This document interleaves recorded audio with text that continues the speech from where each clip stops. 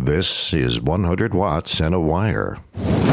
What's the proper way to ship a used radio? May I go first on this one, you guys? And you back me up and tell me how you like it. Because when I got my Drake TR7 from a wonderful man, I believe his name was John. I can't remember the call sign. He lived in Ohio. He knew the Drake family.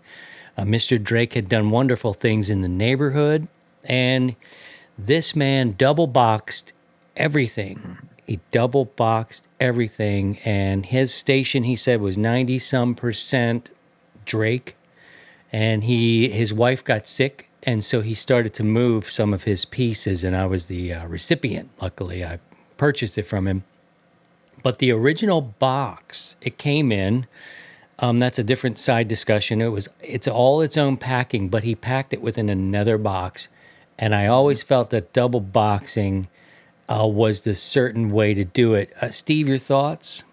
Yes. I mean, if you have the original box that the radio came in, if you so happened to saved it or, bought the radio new, that right off the bat is because the manufacturer set it up to be protected. And most radios are double boxed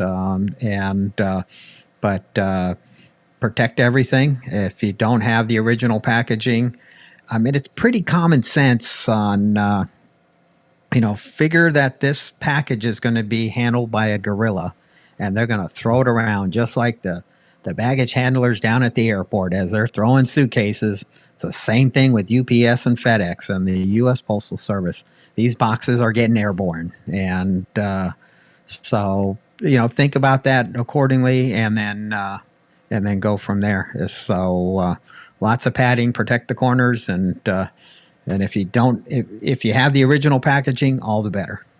Scotty, anything you'd like to add to that comment?